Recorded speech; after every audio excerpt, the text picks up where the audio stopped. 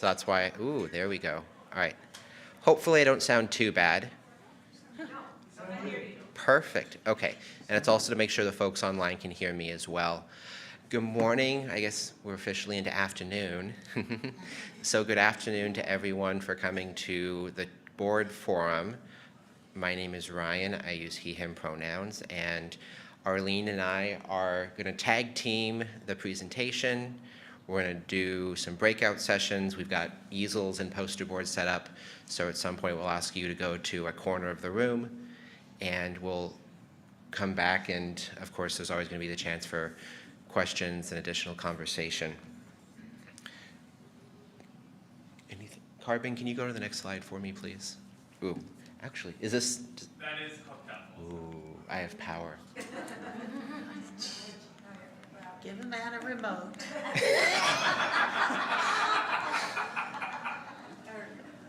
All right. So I'm going to begin with the chalice lighting so we can be in covenant and community and as we have this conversation together. And this is from the Reverend Scott Taylor, for all that leans down and helps us up.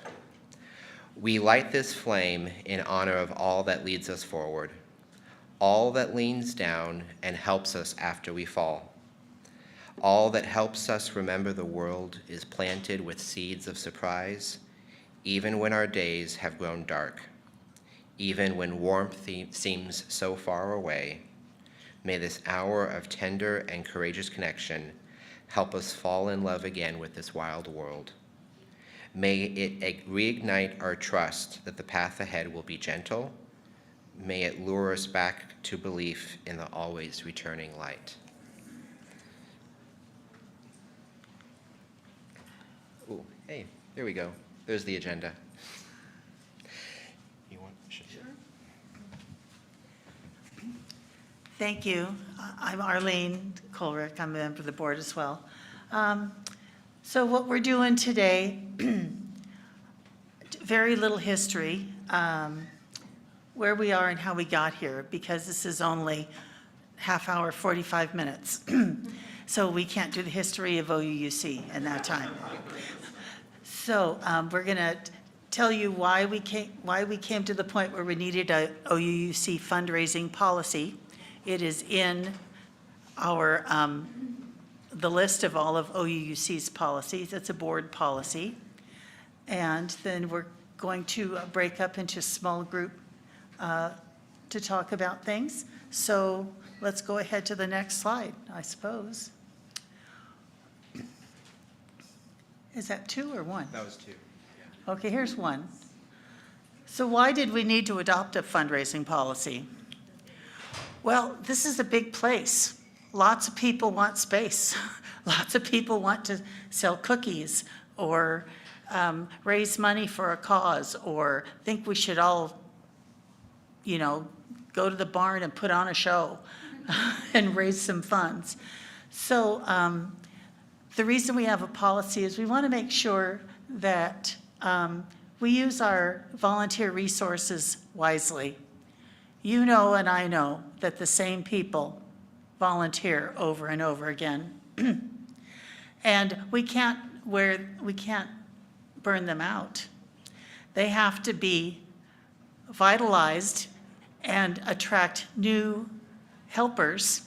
And if everyone who volunteered mentored a new member to come with them and, break them in, bring them along with a special invitation, I think our pool of active volunteers is going to grow. And the existing volunteers have to feel great in order to want to share that. So let's use our volunteer resources wisely. Number 2, let's meet our OUUC vision and goals. We are small and we are mighty, but we are only one congregation in Olympia, so we cannot do everything. So we are looking at fundraisers that meet our OUUC vision and goals this year. Doesn't mean that some great idea is not going to come back next year or the year after, or there'll be different leadership and the goals will change. But this year, we're making sure that all of the fundraisers meet this year's vision and goals. We got to make sure that each fundraiser has adequate leadership. So the person that has run the auction for 5 years in a row and doesn't want to do it again feels arm wrestled into doing it again, okay? The next thing is to ensure we don't have calendar conflicts. Just trying to move, when we change the calendar from the regular calendar to more of an academic calendar when we go July to June. It changed kind of the rhythm of the church year, or we made the financial year match more of the rhythm of our church year. So we just want to make sure that we don't have a large fundraising effort, no matter how well-intentioned, happening the week before or the week after our annual auction. What would that do? Okay.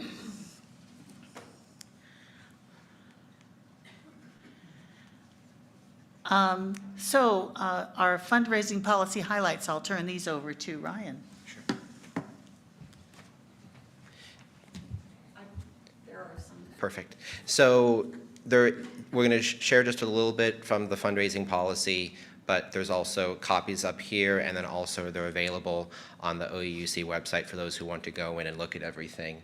But the board has talked about and approved a policy that does have a requirement where you would have to have a fundraising approved by the board, so that, as Arlene said, we're having something that's in line with our values and having an entity that is able to know what every group is wanting to do and having some level of coordination so that we don't have either overlapping or things that are happening simultaneously and sapping each other's energy. Just with the size of our congregation, and I was here a couple weekends ago, we had 5 different things happening in the building on a Saturday.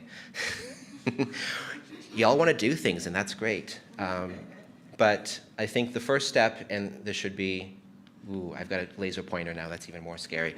The first step is consulting with the ministry lead, thank you. And we also have copies of that contact list up front as well. And usually that could be Reverend Mary, Reverend Sarah, or Ian. But if you are going to put forward a fundraising proposal, the request is that it would not just be one individual. There would be a fundraising leader plus at least 2 additional members to be part of your group. So that way there's some additional resiliency. It's not just a single point of failure, and we are able to, or success, thank you. Those 2 should, yes. But that there's also not just everything falling on one individual's shoulders.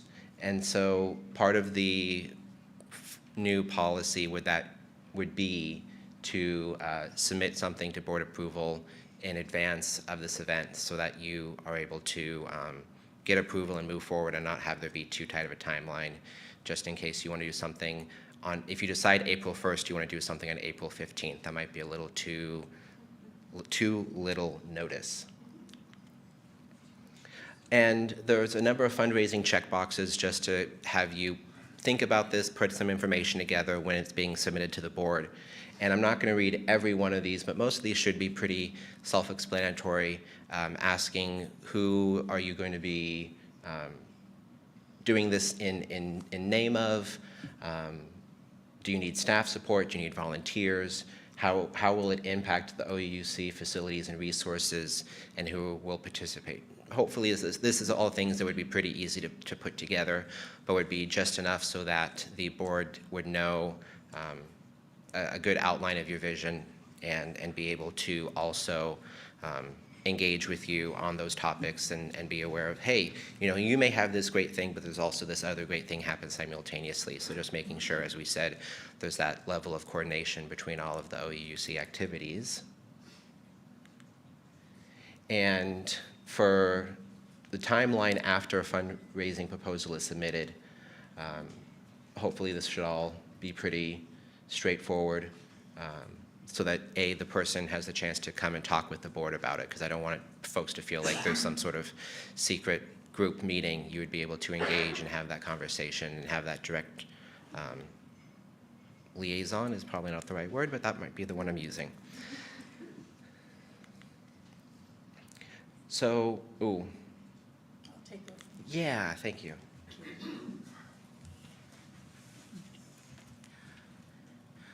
Okay, so we're going to have some group discussion, and I just want to remind you of our covenant when we have group discussions, that we treat others with care and consideration, listen to understand rather than reply, make room for people who may need a moment to respond to an idea, make room for the introverts, okay? Speak with honesty and authenticity. Respect the personal sharing stays within the group. Make sure everyone feels included and has a chance to speak, including the right to pass. And avoid giving unasked for advice and do not judge one another. This is especially important today because we're not here to solve anything or deliver a report on a past fundraiser. We are looking at the success and the challenges of our fundraisers, and we're looking to see where our path is going forward. So with that being said, I would like Susan Dodson to come up and talk to us a little bit about the Book Nook. Thank you.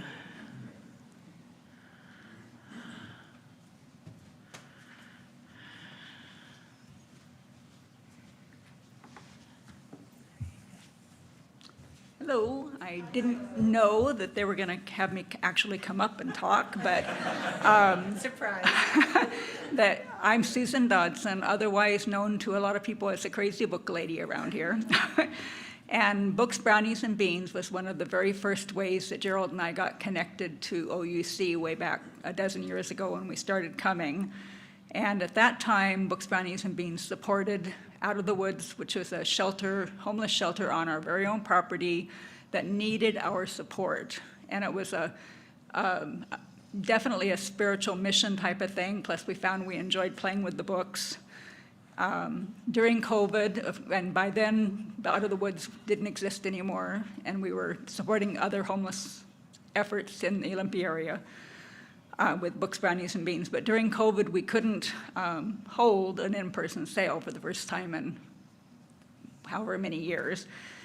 And we were all a little bored about 2 years, a year and a half into it or so, because Books, Brownies, and Beans happened just under the wire, the last in-person Books, Brownies, and Beans before COVID shut everything down. So we didn't have to dispose of 60,000 carloads of books at the last minute, which is just wonderful.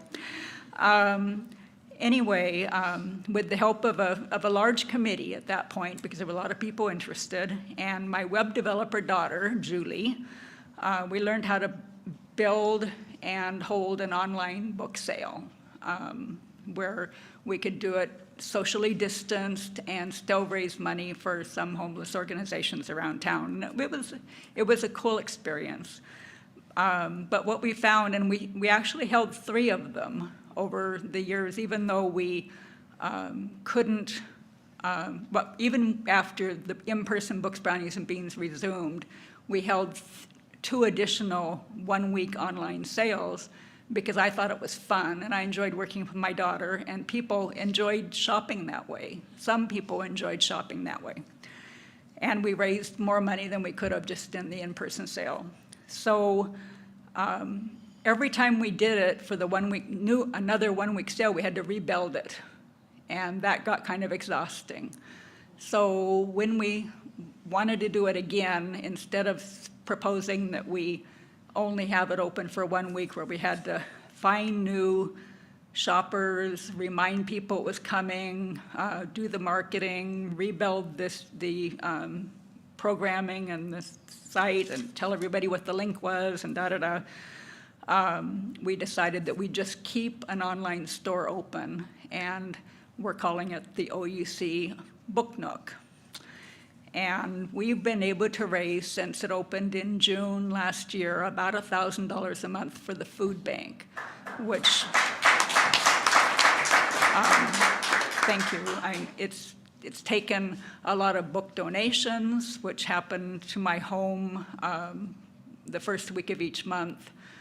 And it's taken a lot of people helping finding shoppers and so forth, and it's been a lot of fun.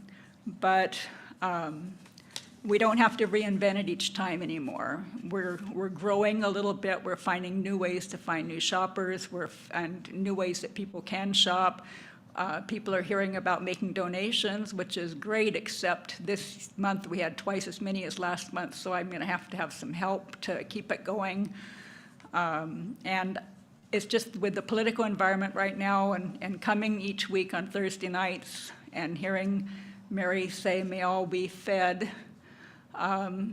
Some people aren't being fed, and the help's not there from feds. And $1,000 a month isn't going to feed very many people, but it's going to feed some, and it makes me feel good to be part of that effort. So we have continued up until last year, my husband and I, to be involved in the Books, Brownies, and Beans in-person sale as well. But again, that's becoming to the point where it has to be reinvented each year. A new leadership team, a new advertising, marketing, arranging all the committees and recruiting the help, and it's a huge effort. And I personally can't do both, Book Nook and Books, Brownies, and Beans. And it's a heavy lift to reinvent it each year, and it's becoming big enough, so it's huge. And so if it happens, it'll happen without us. So, okay, yep, all right.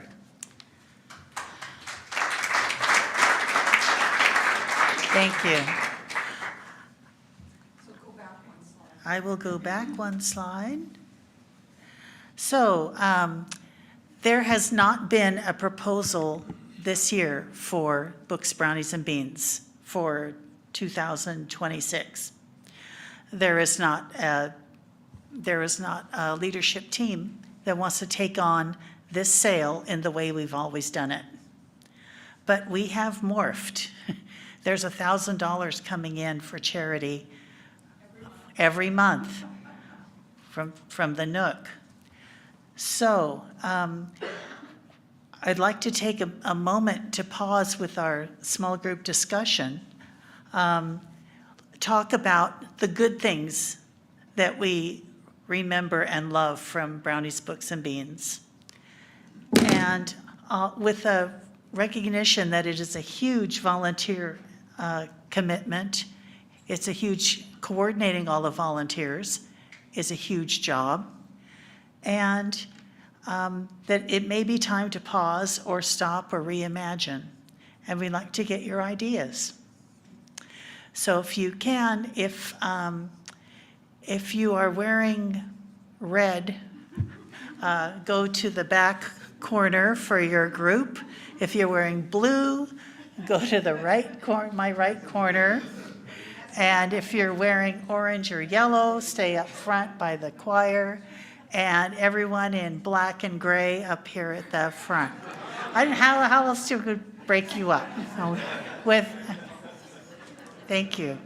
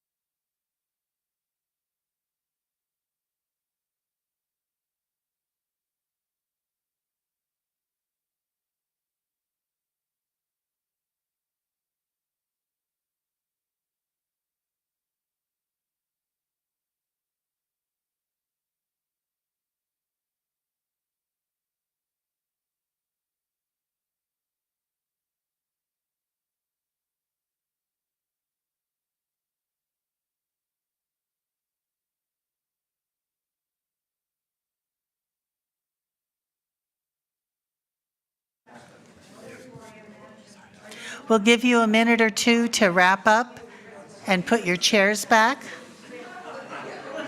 And then we'd love to have someone from each group share the discussion with the rest of us.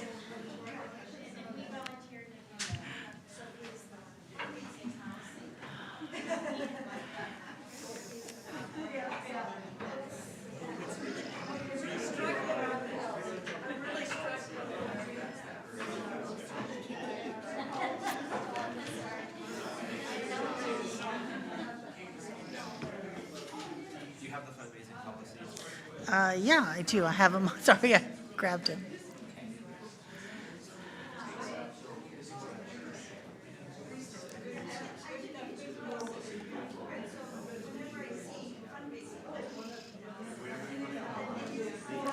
Oh, do we have anyone online? Thank you.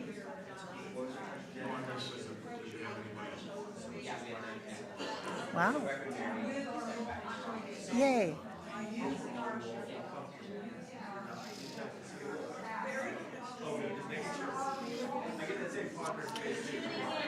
If you can hear my voice, clap once. If you can hear my voice, clap 2 times. If you can hear my voice, clap 3 times. Thank you. We're ready to gather and share, reconvene. I didn't want to yell at them in the corner. Uh-oh, you got the bus driver whistle. Thank you.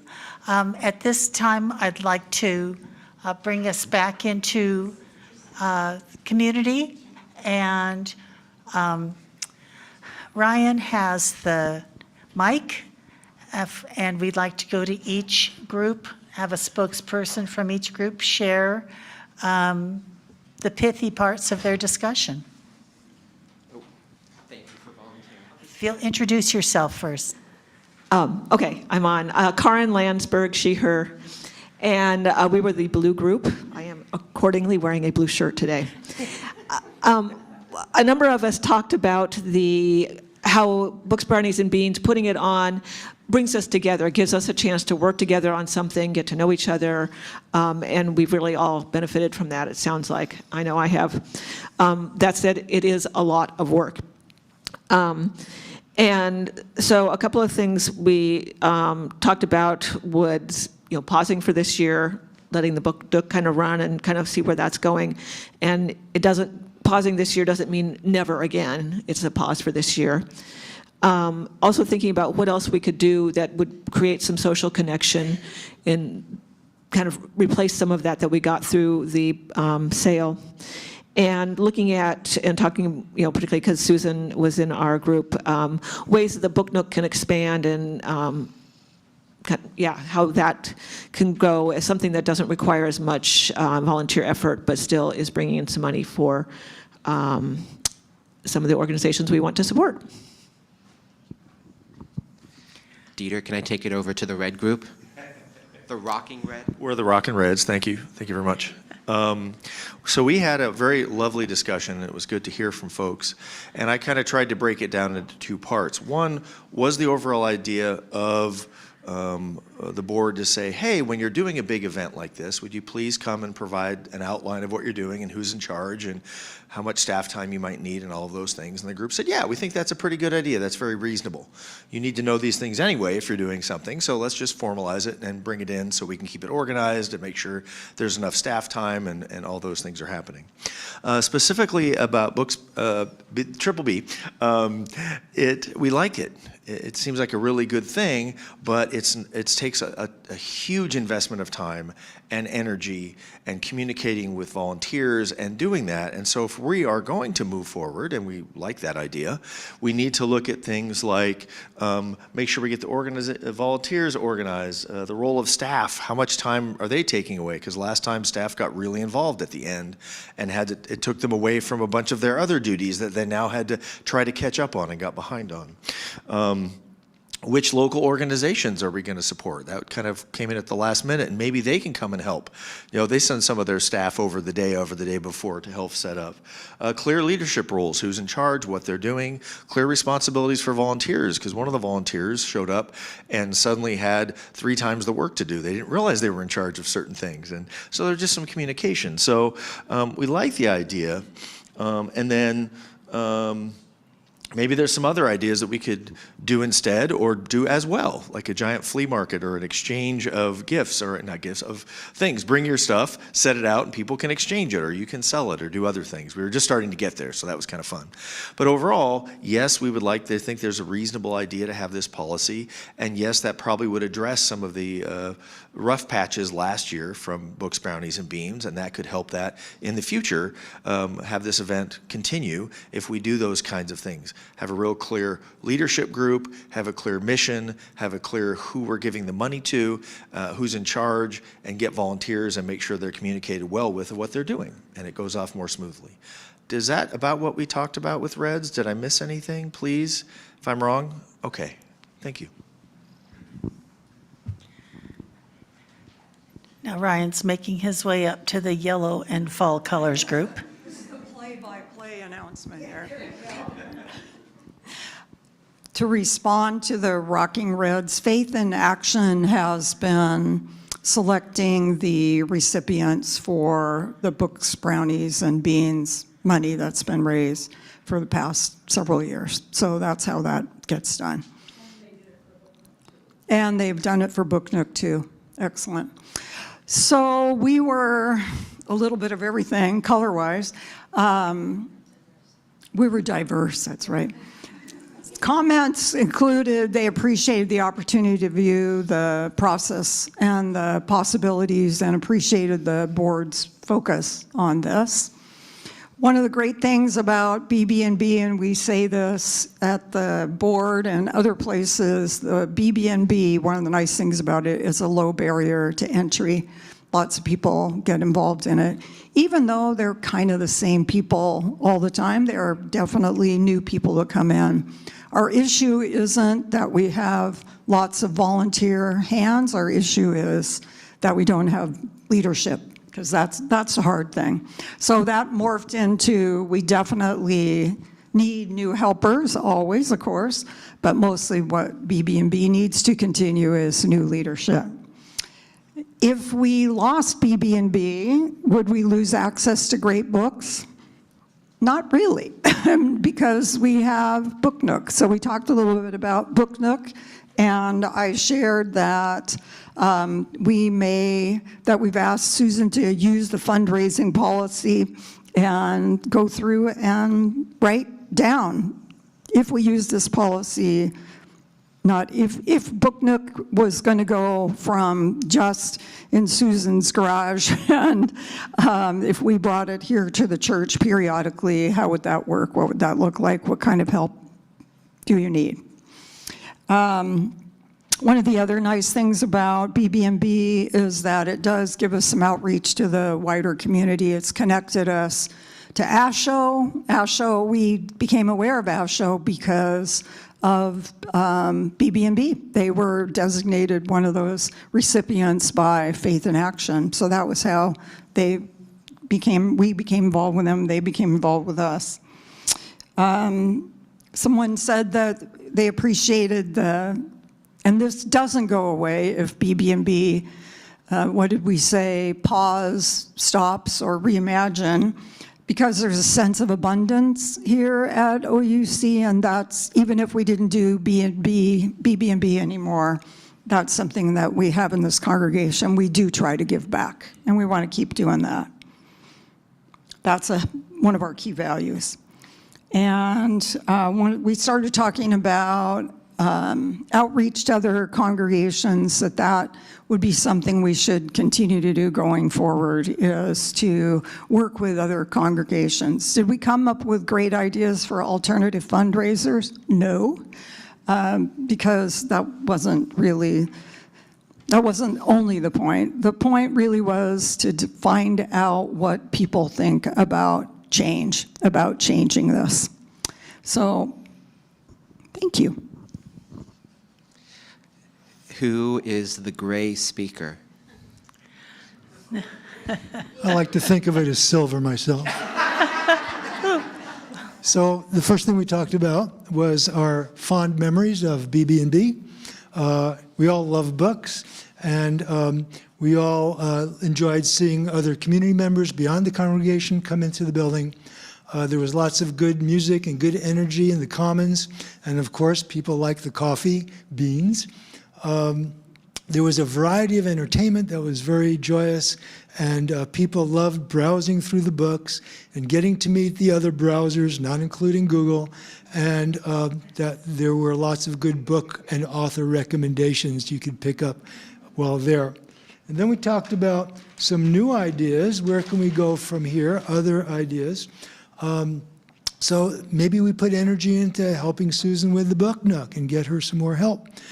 Maybe we advertise fundraisers, whether Book Nook or others, during the Thursday evening gatherings.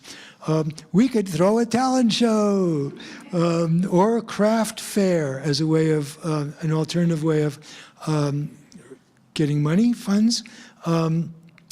Perhaps the choir would be willing to do a third concert as a fundraiser. We could have a plant sale. All of this would need publicity, so putting effort into expanding the way we publicize whatever fundraiser we do.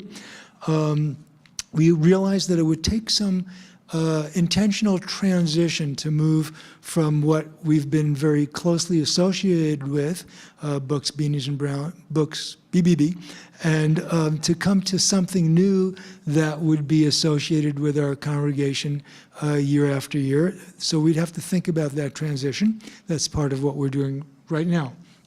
And another idea for earning funds would be to bring in a big name speaker, and that might include, and to split the proceeds with perhaps collectively with another church that would help organize it and draw in more attendees. And so that would also be a way to reach out in the community to other congregations. So those are our ideas. Thank you, Rich. And do we have something from the online group? Thank you, Carbon.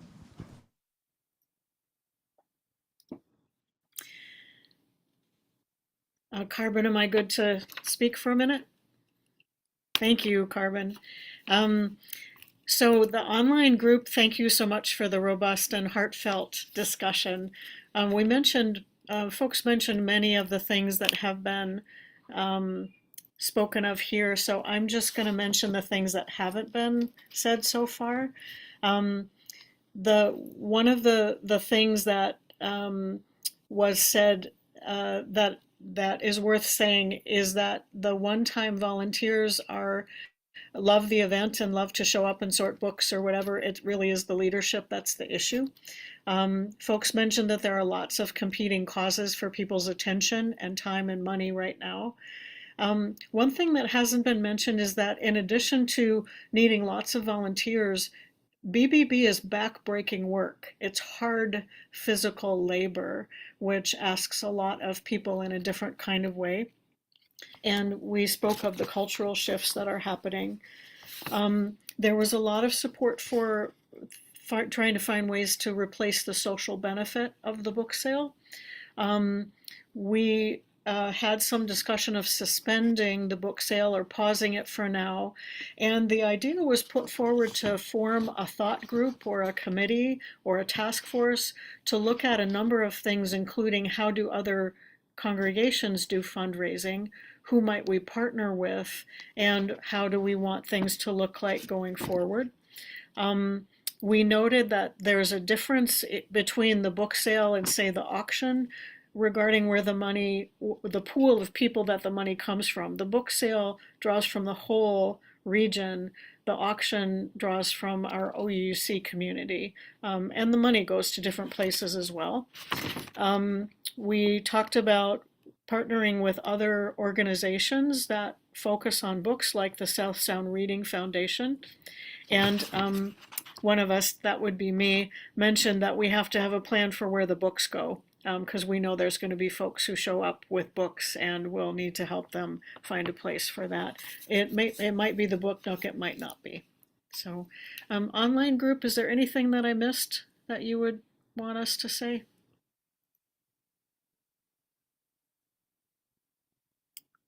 Thank you all for the discussion. All right.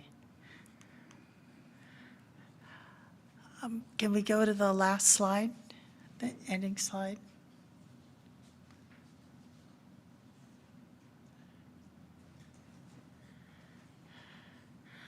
All right, if you have additional ideas or questions, the board members are on this slide. We're welcome to we'd love to see your questions. Copies of the policy are available up front. Copies of the OUUC ministry contacts are also up front. And I'd like to play a little guessing game. Would you raise your hand about which ministry lead you would go to if you wanted to raise additional money for Ukraine? Could you repeat the question? Which ministry lead would you go to if you wanted to raise money for Ukraine? Reverend Sarah, she's head of Faith in Action. That's the correct answer. All right, let's say you wanted to raise money to expand the memorial garden at the end of the parking lot. Reverend Mary and Ian. Yeah, head of the physical plant, yeah. And then who would you go to if you wanted to raise money and talk about, say, a third music service?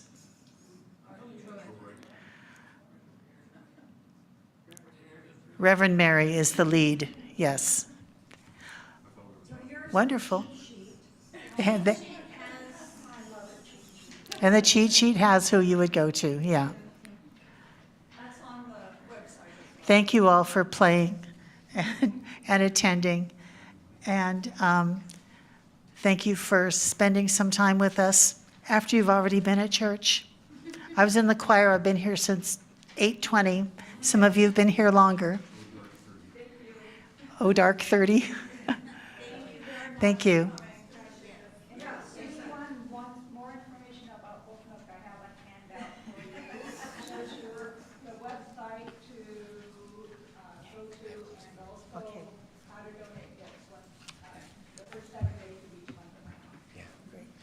So I have some closing words since I know folks are ready to step out.